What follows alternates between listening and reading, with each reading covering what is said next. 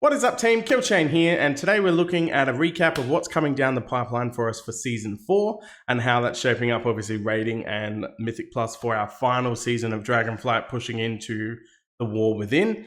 And where War is situated, how everything's looking, our pivoting of what builds are going to be relevant due to the tier changes and everything like that. Let's get into it. On the rating front, we're looking at all 3 Dragonflight raids returning. However, much like Shadowlands, it's still on this rotating roster.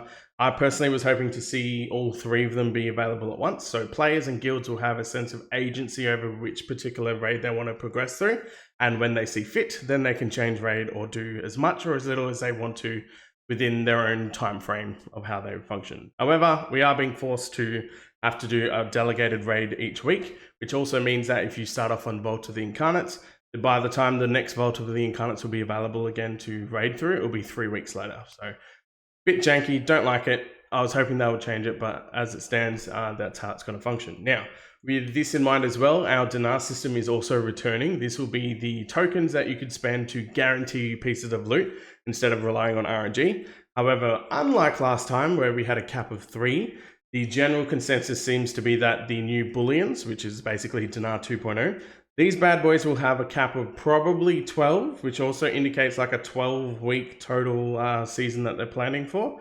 But there's all sorts of cosmetics and stuff involved now as well. So there will be more than just the tangible power items that you'll be chasing. And that's why it very much seems indicative that you'll be getting a lot more than 3 like we had as a hard cap last time. Now, as for the vendors themselves, they're a bit tricky to find, so do keep in mind that the Engine of Innovation, where we used to do our old Spark quests back in the day, just literally 180 behind them, you'll have this nice little room whereby you'll have the 3 vendors for the 3 separate raids. So we have Amirdrasil with the dragon, the little dude for the Abyss, and then Vault of the Incarnates from the little whelpling. You pick whatever you need. Obviously, each item has 2 bullion costs, which again suggests that you might be able to get 6 total options. Otherwise, you may only choose 2 or 3 and then use your remaining bullions on those cosmetic items I mentioned. Part and parcel of that will include the legendaries. So from the Amirdrasil person, you'll have the Firolath legendary upgrade token thing. And then, of course, if you're an Evoker and you do have Nazuro, the Evoker Legendary, then you'll be able to get it from the Aberrus lady here. And it will have all your weapons, all your unique neck, wings, all those trinkets, weapons, everything that you could possibly want from the raids.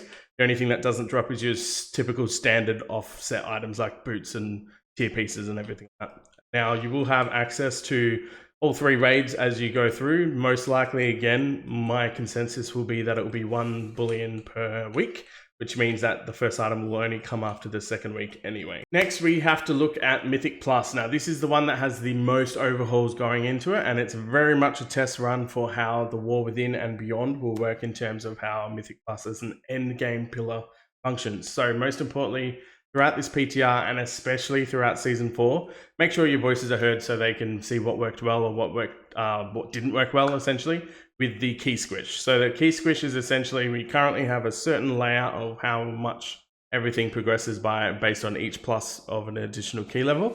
So, you know, +3 versus a +4 all the way up to a +20 where we start getting portals. Then the IO grind, so to speak, where you're trying to push from +20s up to +30s or so. Currently, as it stands, you know, you get your aspect crest kick in at +16, which means you'll tend to notice that people farm your 16s and 17s if you're just specifically chasing gear. And then the vault options at the end of the week will all slot in nicely based on this current iteration of how key levels progress over time. With that in mind, they're looking to squish absolutely everything down, and part and parcel of this is to make a greater ease of access for more lower to mid-level players that want to get into Mythic Plus but find it a bit too daunting. You know, straight out of the gate, you got timers and affixes to deal with, and it's very much like quite a large stepping stone. And I can even speak to I'm by no means what I would consider a casual player. I play this game literally every day, and I would consider myself fairly decent at the game. And even I found like Mythic Plus quite daunting. I've only truly gotten into it in Dragonflight, and even then, season on season, I've been progressing significantly more each time. And yeah, I look back at my days in Legion, BFA, and even Shadowlands, where I just really didn't engage with the system that well because I just found it overwhelming and intimidating. Now, what they're doing is they're obviously squishing all key levels down by 10. As such, what is traditionally a Mythic 8 to 10 range is actually now Mythic 0, which means no timers, no affixes. Take your time, go through it, but get the rewards relevant to a Mythic plus 8 or plus 10 as we know of today. And then likewise, your whole range between Mythic Zeros and up to your Mythic 5 range, that'll actually get relegated down into Heroics, which means it's curable. Again, no affixes. You can just spam the shit out of Heroic Dungeons, and this will be really good for the start of a season in the War Within, for example, as well. So no more do you have to rely on rares and just Mythic 0 clear and that's it, you're done. Heroics completely get negated when it comes to gearing. Whereas now it actually has some oomph and some impact to it. So really, really cool. And it will do wonders to really set the tone for that lower gameplay style of Mythic Plus, giving much more freedom and the ability to push into it. As for our dungeon pool, we have all 8 Dragonflight dungeons coming back. There was a massive uproar with, I'm guessing it's a vocal minority, but a lot of people seemed really disappointed by the fact that it was the 8 dungeons from Dragonflight, whereas I was like, 1, that's what I expected, and 2, I'm actually really happy with that. There's a decent number that I was looking forward to having back in the system, but they've all been not relevant to us for this last season. Obviously, season 2 just gone. It was still sort of 6 months-ish ago, right, that we were doing all these old dungeons, so I haven't had to deal with them for a while. And then you've got the oldies but goldies that are coming back from season 1, which is even further time ago, like your Algathar Academy, which I think Algathar Academy is 100% everyone's absolute favorite dungeon for Dragonflight. And yeah, I'm actually looking forward to most, if not all of these, and they've been really on point with tuning, even things like Halls of Infusion that I was actually quite tentatively nervous on. Yeah, massive, great overhaul changes and just tuning needed and done well that we can see on the PTR so far. So we've got level squishes, all the 8 dungeons back in play, and naturally that gives us a crazy amount of loot pool to be dealing with all this as well. So most notably, you're getting all 3 raids and their potential trinkets and weapons and things to look out for, as well as the whole dungeon pools to kind of go through as well. On that note, a couple of key things. We'll do proper full-fledged guides when Season 4 properly launches for both Arms and Fury. But it is going to be important if you're running Arms by expectation. You know you're going to be running Firalath. If you don't have it, you will at least have the option of picking up Ashkandur from the Aberrus vendor. So you'll at least get a really decent 528 weapon, if not full 535 from the Legendary.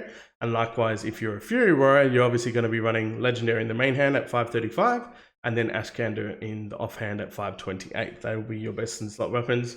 There's no competition with that, right? They both have like extra unique effects on it. It's a no-brainer. These are the 2 to go for. Yeah, nothing's up in the air about. Likewise with the Voice of the Silent Star, from back in Aberrus, a unique cloak that was only from Sarkareth, and this bad boy has a unique damage proc on it as well. So very, very good, and clearly the obvious choice of what you're going to go for. This does mean that you're going to want the cloak, which means you now start looking at other alternatives for when it comes to embellishments. So if you're someone that needs an embellishment on one of your off pieces, it will no longer be the cloak because everyone's going to be running the Voice of the Silent Star. So you'll be looking at belt and braces, maybe, or boots for those particular options, including your well-fed buff and stuff like that now as well. When it comes to the trinkets, this is the really hard part because the APL, which stands for the Action Priority List, is still very much centered on how we are currently playing. So it can be a bit tricky to kind of decipher how our stat weights are all changing and what trinkets are going to be good. But some very preliminary early kind of sims just to get our feet through the door does seem to show that Whispering Incarnate Icon is very much something that should be on your radar, so to speak. It does really, really well at giving a decent chunk of the secondary stat as well as the additional proc on top of that based on who else also has the Whispering Incarnate Icon. And yeah, very much well worth keeping an eye on this particular item. The stats that you're starting to get are hitting really good. 1200 main stat and almost 2k for secondary stat of your DPS or the role that you're playing as. So versatility for tanks and crit for the DPS. However, healing, I assume it's haste. I'm not 100% sure. It might even be mastery. Not sure about healers. But yeah, we at least get crit and verse if for DPS or tank respectively. So Whispering Incarnate Icon, based on Sims, 100% pushing ahead in terms of all those passive trinkets like your pips and Ominous Chromatic Essence. Then as for an on-use trinket, we have a couple of different options that might be coming down the pipeline. The most notable one, now that we have Algathar Academy back, we're going to have every warrior and their dog looking at Puzzle Box. Puzzle Box was the absolute showstopper back in Season 1. And you got it obviously from Algathar Academy, as I mentioned, and it gave us a hell of a lot of mastery, even really strong on arms, because you give that brief window of being able to do decent on your bleeds where you're doing a big pull, get your Thunderclap on everything, your deep runesing with your Blade Storm and everything like that. And the Master at least had some value in that regard as well. But Fury especially. Fury's mastery is purely just a straight up damage amp that increases your damage when you're enraged. The current build that we'll be running in Season 4 almost has a 100% uptime on enrage anyway. So yeah, this is definitely going to be an obvious choice to go for. However, Sims are showing us a little something that's kind of intriguing and weird. Iridius Fragment is now at the point where, due to scaling, its main primary stat gain that you get from it is 11,005 primary stat. That is absolutely freaking massive. So because it's usable by every single class, it'll change its primary stat gain from the on-use based on whether you're strength, agility, or intellect. Part and parcel of that, you know it's going to be very prominent on things like your demon hunters potentially for agility, mages especially arcane mages, man. Like 11,000 main stat is going to be absolutely insane. And even for warriors, it's actually simming ahead of our puzzle box now. Again, preliminary, we've got time to sort of have to figure that out, and time will tell indeed. And for Fury, it is less impactful than it is for Arms, because obviously Fury, for every ability you use, that main stat is actually dropping in value. So Fury is quite fast-paced, so there's a lot of ability uses that kind of do impact that in some way. However, for Arms, because typically you'll be lining this up with your avatar, which also means Blade Storm if you're running the Blade Master's Torment, that bad boy is actually going to stay the full stacks the entire time, so that way you're getting the most value out of it with fewer abilities being used because you're just doing Blade Storm anyway. So for the talent loadouts, first let's look at Fury and let's look at Mythic Plus within Fury. We have the typical AoE talents we're always going to path down for with Meat Cleaver and Improved Whirlwind. However, you'll notice the overall shift is everything moving back over to the right-hand side. The tried and true Raging Blow and Rampage build with Anger Management and Ravager. So, as such, we're pivoting completely out of Annihilator and that whole playstyle where Bloodbath and Bloodthirst are our highest damage, and now it's going to be back in sync with all about Rampages.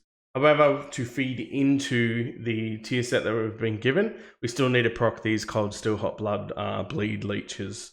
So, with that in mind, the general playstyle is going to be heavily revolving around your Raging Blows, your builder essentially for Rage. Dump it all on Rampage all the time. Rampage goes back to utmost maximum priority at all times. So it doesn't matter if anything else is procced up. If you've got a Rampage, you need to be hitting that bad boy. Unless if you can send a Bloodthirst for 100% crit chance, but we'll touch on that.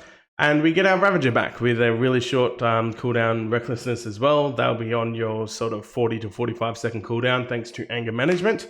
And as such, your avatar will be your reliable 1.5 minute cooldown window, alongside with Thunderous Roar in 1 minute, because you will typically pick up Uproar again. You can dip out of Uproar if you really wanted Shockwave, for example, and that'll at least sync up your avatar with Thunderous Roar being both on the same cooldown, but it is a significant DPS loss.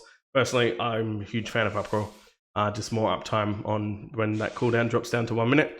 I'd take that over the Shockwave because there's already just way too many stuns around in the game at the moment anyway. And lastly, we switch back over to Berserker's Torment because obviously we're not playing into Odin's Fury anymore. So Berserker's Torment will be the way to go for the Avatar Capstone choice node. Now, when it comes to the raid style of things, we'll just literally pivot out of the two AoE talents and just pick up the Execute talents instead. And likewise, we will need to move out of Thunderous Roar into Spear. So as part and parcel of that, you can drop one out of your Intimidating Shouts and one out of your endurance training, and then you can pick up your seismic reverb or whatever you need, because obviously you don't need stuns or anything when it comes to raiding typically. And you'll pick up your champion's spear and make sure you maximize the amount of damage amp you get within that time frame as well. Champion Spear is active. This will be your raid build. Now, the reason why this will all be pivoting in this, in such a way is because of the tier set. It's coming back from Season 2 during Abris. Means your 2 set will make Rampage just do more damage and have a better crit chance. Cool, so heavy emphasis on the Rampage like we mentioned. And the 4 piece plays into the fact that for each Rampage you do, you're building up this big Bloodthirst. It'll increase its crit chance by 12% and increase its damage by 30%. It can stack up to all the way to 10 times, but it's not worth it to go for a big Bloodthirst hit as, stacking up to 300% increased damage. It's better to just fish for it as much as you can until you guarantee a 100% crit on your Bloodthirst, which directly feeds into Cold Steel Hot Blood. So back in the day in Season 2, you would actually be doing typically maybe 5 or so, maybe sometimes 6 if you really had a low crit chance or whatever. But usually 5 stacks or so of this particular buff before you manage to hit the 100% crit chance threshold, and then you'd send the Bloodthirst. However, now, given the stat budget we have and the overall inflation of stats over time, we're actually sitting at quite a high value of crit chance baseline.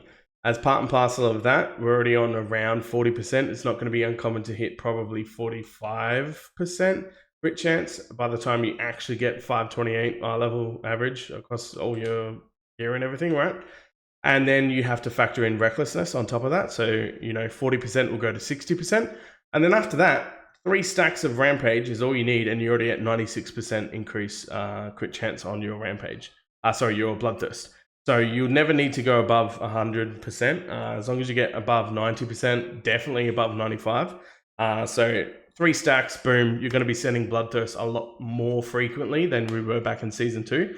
And especially depending on how the gearing goes, it won't be uncommon to see the crit chance potentially even go close enough to that 46 to 47% mark, whereby you might only even need 2 stacks of Rampage before you're able to send the Bloodthirst above 90% crit chance threshold.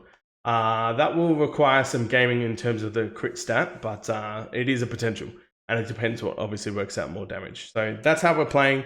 Back to the tried and true Raging Blow and Rampage build. I'm excited for it. It should be really, really fun. Bit of a shame that they're still limited in such a significant way with the hard cap of 5 targets typically.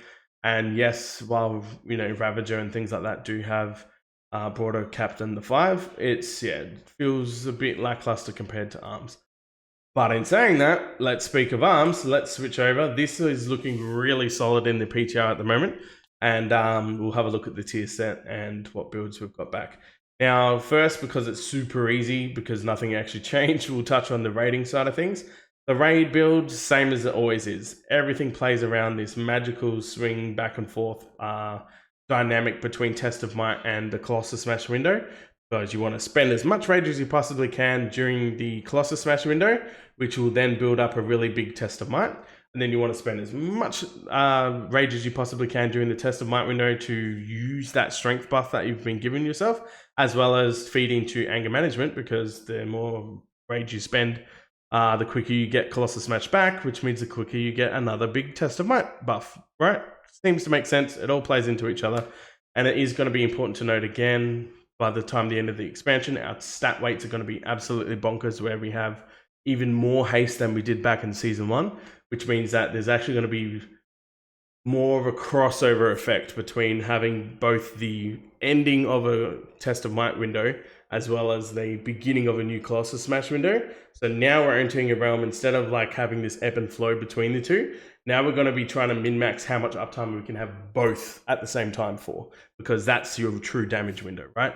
Because you will have 30% increased strength buff from Test of Might, as well as the new Colossus Smash damage amp window for maybe 5 seconds overlap, that kind of thing. So haste is definitely going to be even more of your best friend here, and it's going to allow for that little weird crisscross overlap, which will be quite interesting and fun. But the build plays the exact same, right? So just basically overpowered to build up a Mortal Strike, spend all the rage on everything everywhere ever, and that includes your big whirlwinds on cooldown, your thunderclap if you still need to because there's nothing else to do, slam if you've truly got nothing to hit and everything else is on cooldown anyway. But typically your overpowers get reset enough with Tactician that you never really have to hit anything outside of Whirlwind and maybe in the occasional Thunderclap. So that's going to be, yeah, pretty solid. Now the best part comes in terms of the Mythic Plus build. So given the tier set, which we will have a look at shortly, we're going to have essentially what is already kind of bounced between in current season. But the main thing is we're throwing Cleave back into the fray. So we have the double Bladestorm build option. This is going to be very powerful for your big Gigapools. Think Algathar Academies, think Brackenhide Hollow, those kind of things where you're just naturally going to have these big juicy packs of mobs everywhere. Double Bladestorm will be your best friend here, especially on fort weeks when the single target priority damage is less relevant in certain cases. Now, with that in mind, anytime you run double Bladestorm, you're typically also going to go into Merciless Bone Grinder. Basically means after Bladestorm, you do this big Whirlwind hit. Combine that with Storm of Swords, which does an even bigger Whirlwind hit. Happy days, you're going to be doing Bladestorm into this big Giga Whirlwind, and then Bladestorm again into another big Giga Whirlwind, essentially. That's the playstyle in terms of your cooldown damage amp. Then outside of that, instead of sort of flailing about like just throwing executes and trying to cleave your Mortal Strike around, you actually have Cleave, the actual Cleave, not just Cleave in terms of the relative term to cleaving with sweeping strikes or anything. So you'll be able to cleave lots of targets. You pick up Reaping Swings as well to make it even shorter of a cooldown, specifically designed in a way that'll allow you to just overpower Cleave. Full cooldowns are up, send you a big massive Bladestorm damage window, and then overpower Cleave back into relative rhythm from there. Then on the flip side, whenever you do need more priority damage or it's more single target orientated, thinking Tyrannical Weeks, those kind of things, and you're still running arms, then you'll have your bit more traditional style AoE build where you're running one Bladestorm instead of two. You can pick up Warlord's Torment instead of the Blade Master's Torment, so you actually get some relative value out of your avatar for single target purposes, as opposed to just proccing a second Bladestorm. Still pick up your big dumping abilities on Rage, right? Your Storm of Swords and everything like that. However, you won't be investing in Merciless Bone Grinder, so you won't have that absolute wombo combo of a Whirlwind at the end of a Bladestorm, but you will still be able to use it as a Rage dump and a source of AoE damage profile. But the most important change is that you're actually pivoting down into Executioner's Precision, allowing you to have much more greater execute presence and single target damage priority as well. And do keep in mind, Sweeping Strikes is baseline now. This didn't exist back in Season 1. So you're going to have Sweeping Strikes for free without needing to talent it somewhere and ruin all your point allocations and everything. So really, really good. I'm looking forward to this particular build on Tyrannical Weeks in Season 4 now, because of the most notable changes since Arms' tiny little touch-up of paint, where we got Sweeping Strikes baseline, and we had slam buffs and overpower buffs over the course of the last entire expansion over the 18 months or so, however long it's been. So really, really cool. This will be your go-to for most Tyrannical Weeks, I would expect. And yeah, that's kind of where we're sitting in terms of Arms and Fury for the two talents. And I'm kind of looking forward to seeing where the trinkets sort of position us as well, because there's just a whole slew more of a loot pool than we normally deal with, being in the end of the season. Let me know what you guys are think and most excited for. I will have proper, fully fleshed out guides for both Arms and Fury when Season 4 properly drops. That being said, thanks very much for watching, and I'll catch you guys next time. Peace.